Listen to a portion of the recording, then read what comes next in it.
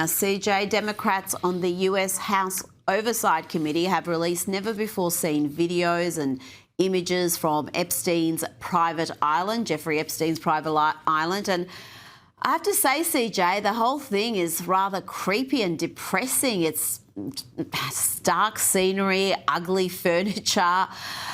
But it's quickly emerged after this footage was released that the Democrats who are demanding full transparency have again redacted information. And that is information and images that investigative journalist James O'Keefe had already released. Why are they doing this? They did this with the email release a couple of weeks ago.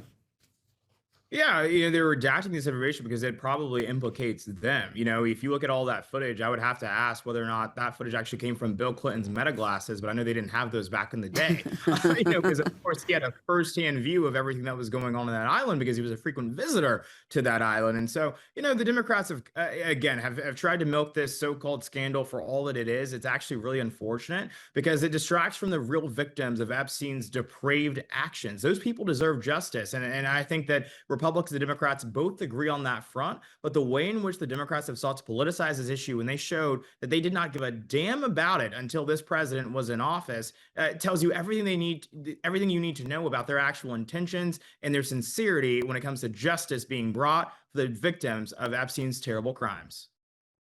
CJ, we've been talking about the Trump administration cracking down on fraud in Minnesota, and we've also heard President Trump's damning comments about Democrat Ilhan Omar. Well, let's hear from the Congresswoman. Always been a racist, a bigot, a xenophobic, and Islamophobic. We know that he called African nations a in his first administration. Most of us are citizens. On our passport, it says we are nationals of this country. We love that Minnesota has welcomed us. Many of us have not been settled in Minnesota. We chose it as a home because the Minnesota people and the state is beautiful and very welcoming. And we are going to be here regardless of what the president has to say. I almost thought for a second there she was going to say, we love this country. I think it's pretty clear that Ilhan Omar does not love America.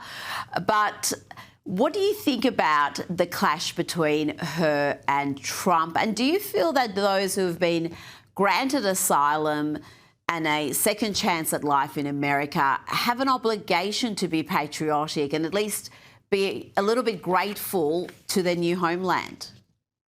I would definitely agree with that. You don't get to flee one country and try to turn our country into the third world country that you fled. It's just doesn't really make much sense to me as to why we would allow that as a part of government policy. But I'll tell you, I'm not surprised to see Ilhan Omar and President Trump on opposite sides of this issue and many other issues, because the inherent difference between the two of them is that our President Trump, loves this country. She does not love this country. I couldn't readily actually recall any single moment when she has said anything glowing about the United States of America at any time. I could tell you when she said great things about Somalia, a country that she refuses to go back to. But I cannot tell you when she has ever said something about why America is great, why it should continue to be great. And I think that should tell you everything about her and her politics. Now, CJ, there are reports that the Justice Department is close to a decision on whether to seek new indictments against former FBI Director James Comey and New York Attorney General Letitia James. A Democrat-appointed federal judge dismissed the cases against Comey and James on a technicality, but without prejudice, meaning these charges can be refiled. You're exactly right, Rita. I'm so glad you brought up that point. The judge did not rule on the merits of this case in any way whatsoever. He did not rule on the guilt of James Comey. He did not rule on the guilt of Letitia James. And so these cases can be refiled and they can be seen in a new light. And so I hope that is exactly what the DOJ will do. I believe that is what will happen based on that conversation with those in the building. And the reason I think that's so important is I think it's important that we make the case that no one is above the law. It doesn't matter if you're an attorney general of New York or if you're the former FBI director, you will be held accountable if you break the law. And there's strong evidence to suggest that that's exactly what they did. President Trump has been all about returning manufacturing back to America, and he plans to reset fuel efficiency standards for cars in an effort to boost manufacturing and lower prices. Let's hear from the president and then the Ford CEO, Jim Farley. You know, I won the auto workers vote, but now even the head of the auto workers said Trump is the greatest president we've ever seen. And happens to be right about that. We were number 2 last year in EV sales. We were number 3 in hybrid, and we're the leading brand for combustion. We believe that people should be able to make a choice, as you said, Mr. President, and we will invest more in affordable vehicles. This allows us to invest in affordable vehicles made in the U.S. CJ, the previous rules under the Biden administration were all focused on lowering carbon emissions and putting upward pressure on car prices. So this is a fairly dramatic departure from those policies.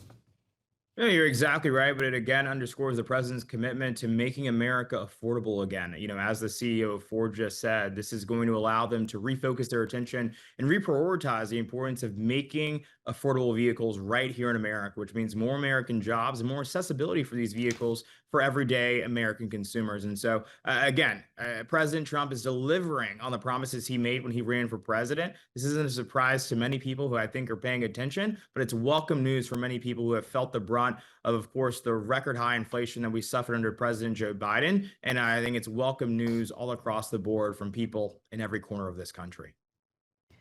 Before you go, I played footage earlier in the week of the White House Christmas decorations overseen by Melania Trump, and it's quite a contrast to what we've seen in recent years under the Biden administration, which featured some fairly bizarre decorations and performances. This year it's a dramatic departure, CJ. How do you see it? Do you miss the Biden colour and frivolity that we're seeing on one half of the screen?